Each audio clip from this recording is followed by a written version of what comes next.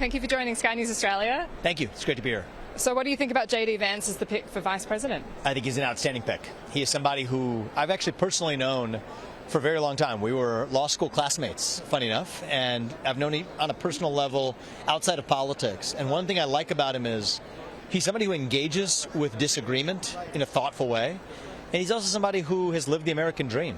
He didn't come from elite backgrounds, but he has succeeded at the highest levels in the country. And that speaks to me personally. My parents came to this country with no money. I've built multi-billion-dollar companies. He has a very similar story.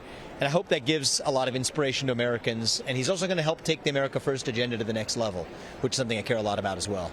Why do you think Donald Trump picked JD Vance? It was a pretty competitive field. Yeah, I can't speak for what went behind that. It's obviously hot off the press, but I do think he's going to be an excellent vice president, and that would be a pretty good reason to pick somebody. People who are critics of JD Vance say he's a never-Trumper, that he said some critical things about Donald Trump. What would you say to them? I would say that actually that could be a unique attribute for him, if you think about it, and making the case to voters who did not vote for Trump in 2016. He could say something similar. You know what? I didn't vote for Trump in 2016 either, but here's why I came around.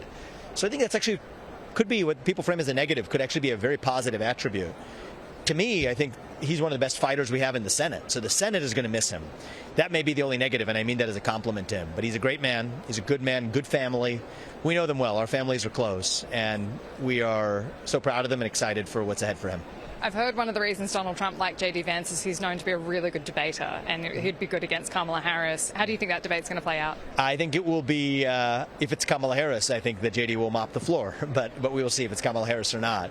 JD's thoughtful, and he's somebody who I've engaged in, a lot of thoughtful discussions on even topics where he and I don't entirely agree, but he's pushed me and I've pushed him to think about things in different ways.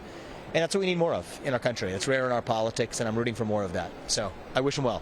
When it comes to this election, what do you think is going to be the one thing that really decides who wins? I think it's going to be a hunger for pride, actually. You could say the economy, you could say the border, but I think people are hungry to be proud of this country again. And whichever president is going to make you more proud of being an American, that's what people are hungry for right now more than anything. And I think right now, runaway, without question, hands down decision of that's Donald Trump.